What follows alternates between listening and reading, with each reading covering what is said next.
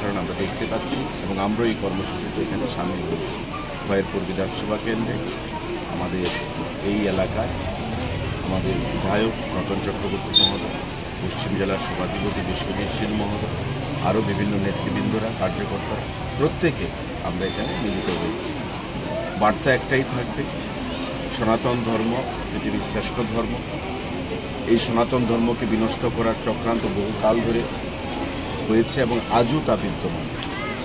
মোদিজির নেতৃত্বে সনাতন ধর্মকে রক্ষা করা, ভারতীয় জনতা পার্টির নেতৃত্বে সনাতন ধর্মকে সামনের দিকে এগিয়ে নিয়ে যাওয়া যে প্রয়াস, সেখানে আমরা লক্ষ্য করছি, বিগত দিনে আমরা তা লক্ষ্য করি। তাই সনাতন ধর্মকে রক্ষা করে সনাতনীর চিন্তা ভাবনা, হিন্দুত্বের চিন্তা ভাবনা মানুষকে আরও আমাদের ইন্সপায়ার্ড যাতে আগামী দিনে আমরা নিয়ে যেতে পারি এবং ভারতবর্ষ যেটা দেবভূমি হিসেবে পরিচিত, সেই ভারতবর্ষকে বিশ্বের কাছে বিশ্বাস, সনাতনী বিশ্বাস আগামী দিনে যেন আরও তুলে ধরাতে পারি, সেটাই থাকবে আমাদের বার্তা আজকের এই সুন্দর দিনে।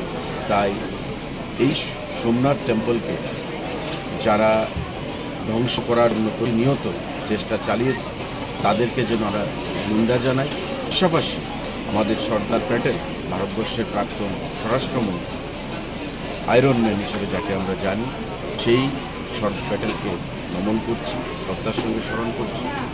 নরেন্দ্র মোদীজি আমাদের প্রধানমন্ত্রীকে ধন্যবাদ জানাচ্ছি, কৃতজ্ঞতা জানাচ্ছি যে ওনার প্রয়াস তার আগেও আমরা দেখেছি।